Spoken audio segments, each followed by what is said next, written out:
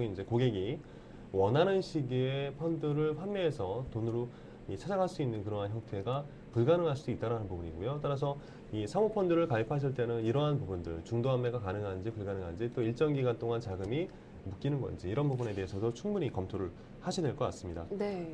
뭐 아직까지는 이 사모펀드가 PB센터를 중심으로 해서 만들어지고 있는 형태이기 때문에 이 어느 PB 또 어느 어떤 PB 전문가 또는 어떤 PB 센터에 가서 내가 가입하느냐에 따라서 또 이 상품을 선택하는 부분들이 많이 틀려질 수 있습니다. 따라서 이 PB를 잘 만나시는 것도 하나의 네. 좀 그게 관건이 될 수 있겠군요. 그렇죠. 그것도 관건이겠죠. 그러니까 사모펀드라는 것은 사실 그동안은 아름아름 이렇게 아는 사람들만 우리가 이제 소위 얘기하는 게 단골 장사라고 얘기를 하죠. 네. 그래서 그런 단골들한테 이 상품을 소개해주는 그런 형태로 그동안 좀 진행이 되었었기 네, 때문에요. 그 VIP 관리, 고객 관리 차원에서 이제 그렇죠. 소개시켜주고 뭐 이런 예, 부분이 그렇죠. 있었죠. 그래서 그런 부분을 통해서 가입이 되어 왔기 때문에 어떤 인적 네트워크, 그러니까 돈을 벌기 위해서 고객분들도 이제 내가 자산을 증식시키기 위해서 투자를 많이 하시지 않습니까? 따라서 네. 내 자산을 증식시키기 위해선 이러한 좀 발품을 좀 팔아야 된다는 얘기죠. 그래서 PB 센터를 방문하시는 일도 좀 하셔야 될 것 같고요. 또 PB를 통해서 여러 가지 다양한 이 사모펀드에 대한 정보를 또 캐치하는 것도 필요하다는 얘기가 될 것 같습니다. 그래서 이러한 인적 네트워크라든가 또는 뭐 어떤 여러 가지 금융기관을 좀 정보를 내 스스로 찾아다니는 그런 부분 노력도 좀 필요하다는 부분이겠죠. 네, 공모펀드 같은 경우에는 근데 팀장님 뭐 리플렛이라든가 여러 가지 이제 접할 수 있는 홍보 자료가 굉장히 많이 있잖아요. 네. 사모펀드 같은 경우에는 어떤가요? 사모펀드는 일단은 뭐 그런 어떤 리플렛이라든가 이러한 어떤 자료를 만드는 게 사실 좀 불가능합니다. 따라서 네. 이러한 형태로 이 불특정 다수한테 이 어떤 형태의 어떤 홍보물을 가지고 투자를 권유하는 게 불가능하기 때문에 말씀드렸듯이 아름아름 네, 이 직접 그래서 발품을 아름아름이 되는군요. 그렇죠. 이 발품을 좀 팔아서 이 상품에 대해서 좀 찾아다니는 그런 노력이 필요한 부분이 그런 부분 때문에 그렇다고 보시면 될 것 같고요.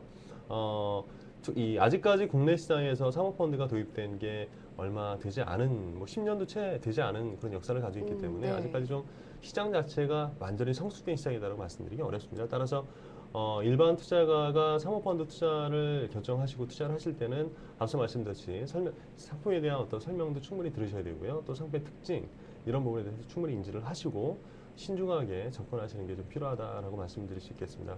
어쨌든 국내 시장의 자본시장법이 2009년에 도입이 됐고요. 이 자본시장법이 도입됨으로 인해서 상품의 어떤 설계라든가 구성도 굉장히 다양화되고 있는 추세를 보이고 있거든요. 따라서 앞으로 이 사모펀드 시장의 확대는 당연하다고 말씀드릴 수 있고요. 따라서 이 사모펀드에도 일반 투자자들의 관심이 좀 필요하다고 말씀을 드릴 수 있겠습니다. 네, 사모펀드는 또 이 그러니까 일반 대중, 불특정 다수를 상대로 이 만들어진 상품이 아니기 때문에 조금 법률적으로 보호받을 수 있는 부분이 약하지 않나라는 생각도 드는데. 그렇죠, 그건 맞습니다. 어떤가요? 이제 이 사모펀드라는 게 앞서 말씀드렸듯이 공모펀드라는 거는 여러 다수를 대상으로 하는 거기 때문에 정부의 규제라든가 또는 정부의 어떤 어쨌든 뭐 정부에서 어떤 그 관리를 철저하게 하는 그런 형태를 보이고 있는데 네, 반면에 사모펀드는 사적 계약이지 않습니까? 그렇죠. 네. 운용사와 또는 이 계약자 간의 어떤 소수의 계약자 간의 사적 계약이기 때문에 정부에서 가급적이면 이제 이 어떤 개입을 안 하려고 하는 부분이 있다는 얘기죠. 따라서 이 보호받을 수 있는 장치가 분명하게 되어 있지 않은 경우가 좀 있습니다. 따라서 그런 부분들도 충분히 좀 고려를 하셔야 될 것 같고요. 따라서 이 사모펀드를 처음에 이제 출시가 돼서 사모펀드에 가입을 하시고자 할 때는 운용하는 회사가 어떤 회사인지 또는 어느 정도의 규모를 가지고 있는 운용사인지 이런 부분들도 충분히 검토를 해보셔야 될 것 같다는 생각이 들고요. 네, 그렇군요. 좀 어느 정도 자유롭게 투자를 할 수 있는 만큼 이 규제의 틀은 공모펀드만큼 많지 않기 때문에 더 조심을 해야 된다라는 생각이 드는군요. 가장 기본적으로는요, 공모펀드가 주가 돼야 되겠죠, 당연히. 네. 큰 어떤 당연히 이제 감독기관의 규제도 잘 받고 또 이 불특정 다수를 대상으로 이제 판매가 되는 펀드다 보니까 굉장히 잘 만들어졌을 거 아닙니까? 그래서 네. 이러한 공모펀드를 기본으로 가져가고 이 사모펀드 같은 경우는 이제 제가 자주 쓰는 표현 양념격으로 네. 이 투자 수익을 좀 배가시킬 수 있고 내가 어떤 특별한 니즈가 있을 때 내 니즈를 충족시킬 수 있는 그런 형태로 투자하는 게 가장 바람직하지 않나라는 생각이 듭니다. 네, 여기서도 포트폴리오의 중요성이 다시 한번 얘기가 되는 것 같습니다. 자, 지금까지는 이제 사모펀드에 대해서 어떤 그 거액 자산가 분들을 좀 상대로 해서 사모펀드를 좀 말씀을 해주셨다고 하면 사실 사모펀드에 관심이 있는 분들도 많이 계시겠지만 사모펀드보다는 그래도 아직까지 공모펀드에 좀 관심이라기보다 좀 어떨까요? 지난 2007년에 가입하셨다가 고점을 찍고 다시 지금 어느 정도 이제 주가 지수가 많이 올라서 판매를 고민하시는 분들이라던가 이렇게 공모펀드를 가지고 조금 고민하시는 분들이 아직까지는 더 많이 계실 것 같은데 그런 분들을 위해서 마지막으로 좀 조언해 주실 만한 그런 부분이 있다면 어떤 부분이 있을까요? 그렇죠. 뭐 네, 간단하게 좀 말씀을 네, 부탁드리죠. 뭐 국내 투자자들이 가장 많이 투자하고 있는 게 공모펀드고요. 또 사모펀드는 앞서 말씀드렸듯이 도입된 지 얼마 안 됐고 기관 투자가 뭐 현재까지 많이 가입을 돼 있는 상태이기 때문에 아무래도 가장 큰 관심은 공모펀드일 텐데 네.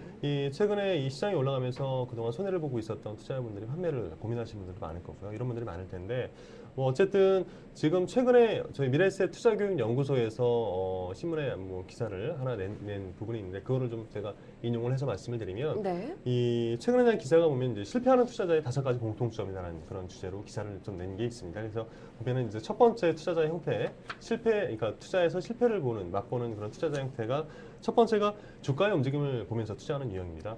우리가 이제 최근에 주식시장이 올라가면서 시장이 이제 올라갔으니까 내가 여기서 한번 털고 나가자라고 생각하는 투자자들이 많을 텐데 그런 네. 투자자들한테 좀 이 어떤 교훈을 안겨주는 그런 부분이 아닐까라는 생각이 드는데요. 주가가 오르면은 또 펀드에 가입을 하는 부분들이 많고요. 또는 주가가 떨어지게 되면 또 파는 경우가 많죠.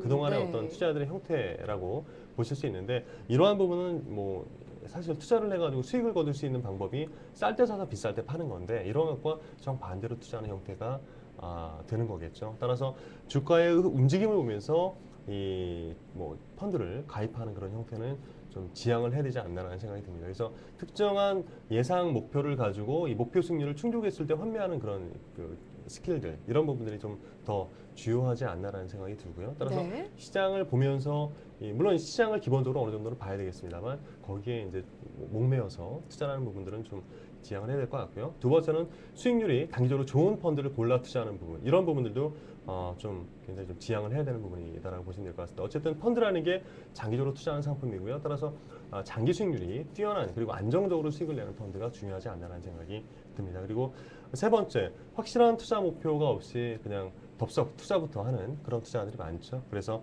이런 부분들도 역시 좀 지양을 해야 될 것 같고요.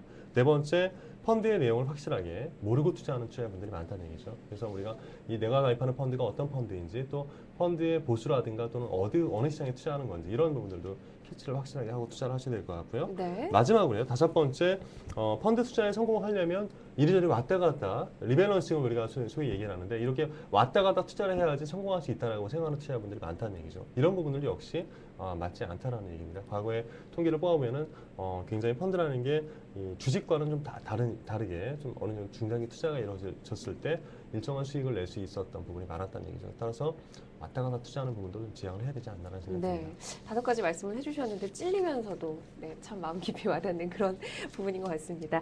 자, 지금까지 이제 좋은 내용을 전해주셨는데요. 이제 슬기로운 펀드 생활의 퀴즈 내주실 시간입니다. 일단 먼저 지난주의 퀴즈가 어떤 부분이었고 정답이 어떤 거였는지 소개부터 좀 해주시죠. 네, 지난주 문제가 이제 다양한 ETF 상품 중에서 이 최근 투자자들의 많은 관심을 받고 있는 ETF 상품입니다. 일단 시장의 어떤 방향과 역방향으로 움직이는 형태, 수익이 나는 구조가 시장이 올라가면 내 수익이 안 날 수 있고요. 또 시장이 반대로 떨어졌을 때 내 수익이 나는 그러한 구조의 ETF를 어떤 ETF라고 하는지가 지난주 문제였고요. 네, 정답이 정답은요? 이제 인버스 ETF였죠. 네, 인버스 ETF. 네, 정답 인버스 ETF였습니다. 역시 이번 주에도 맞춰주신 분들이 많이 계십니다. 인버스 ETF 정답 맞춰주신 분들 가운데 저희가 3분을 추첨을 했는데요. 닉네임으로 FC 김은수님, 고요의 종 쓰시는 분, 그리고 돼지맘 이렇게 아이디 쓰시는 분들 저희가 3분을 추첨을 했습니다. 이분들께는 경제 관련 도서를 상품으로 보내드리도록 하겠습니다. 자, 오늘 또 어떤 그 쪽지 시험이 나올까 기다리시는 분들 많이 계실 것 같은데요. 어떤 문제 준비하셨나요? 네, 오늘은 일단 사모펀드에 대한 말씀을 좀 많이 드렸었죠. 네. 그래서 이 공모펀드 대비해서 사모펀드의 가장 큰 특징으로 이것을 제가 말씀드렸는데요. 땡땡땡 서비스. 이 땡땡땡이 네. 어떤 거냐라는 거를 맞추는 게 이번 주 문제입니다. 좀 재밌죠? 네. 네, 지금 문제에서는 뭐 안성 땡땡. 네, 이 라면 이름은 아닌 것 같고. 네, 땡땡땡 서비스. 어떤 서비스인지를 아시는 분들, 뭐 어렵게 생각하실 필요 없고 그냥 쉽게 생각하시면 바로 나오는 그런 답이 아닐까라는 생각이 듭니다. 이번 주에도 여러분들 많은 참여를 기다리고 있겠습니다. 정답 맞춰주시는 분들 가운데 3분을 추첨을 해서 저희가 역시 경제 관련 도서 상품으로 보내드리도록 하겠습니다. 참여하시는 법은 저희 슬기로운 펀드 생활에 다시 보기를 보시면 아실 수가 있으실 겁니다. 자, 여기서 지난주 펀드 시장 수익률 동향 빠르게 알아보고 오겠습니다. 펀드평가사 제로인이 2일 아침 공시된 기준 가격으로 펀드 수익률을 조사를 했는데요. 일반 주식형 펀드는 한 주간 2.1%의 수익률을 기록했습니다. 주식형 펀드들 대부분이 전주에 이어서 플러스 성과를 유지했는데요. 중소형 주식 펀드는 0.98%, 배당 주식 펀드는 1.41%, 특히 코스피 200 지수를 추종하는 코스피 200 인덱스 펀드의 수익률이 2.13%로 가장 큰 폭으로 상승했습니다. 지난주에 이어서 연일 채권 금리가 상승하면서 약세로 출발했는데요. 지난 주말 초기 함침물이 미미하지만 조금 부담을 준 데다 분기말 차익 실현 매물도 출회되면서 매수세가 위축됐습니다. 채권 시장의 중장기물 약세에도 불구하고 일반 채권 펀드 0.15%의 플러스 수익률을 기록했습니다. 하이드 채권이 0.21%의 수익률로 가장 양호한 성과를 보인 반면 듀레이션 2년 이상의 중기 채권 펀드 0.03% 상승하는 데 그쳤습니다. ETF를 제외한 주식형 펀드 설정액이 7,600여억 원이 감소하면서 지난주에 이어서 자금 유출이 계속됐습니다. 하지만 증시 상승으로 순자산액은 6천억 원 가까이 증가한 66조 1,429억 원으로 집계가 됐습니다. MMF로는 자금이 유출되면서 설정액이 3조 1,889억 원, 순자산액은 3조 2,430억 원이 감소했습니다. 여객 펀드를 제외한 공모 해외 펀드 살펴보겠습니다. 설정액이 지난 2일 현재 59조 5,216억 원으로 직전주에 비해서 2,716억 원 줄어들면서 주간 단위 감소 추세를 이어갔습니다. 반면에 순자산액은 해외 주식 펀드 성과가 상승하면서 9,741억 원이 증가했습니다. 중국 주식펀드와 인도 주식펀드의 자금 유출이 두드러지면서 해외 주식펀드 설정액이 3천여억 원 정도 감소한 것으로 나타났습니다. 해외 채권형만이 유일하게 642억 원의 설정액이 증가했습니다. 반면에 순자산은 중국 펀드의 수익률 상승으로 중국 주식형의 순자산액이 5,220억 원 증가하면서 해외 주식형 8,697억 원이 증가한 48조 4,168억 원으로 집계가 됐습니다.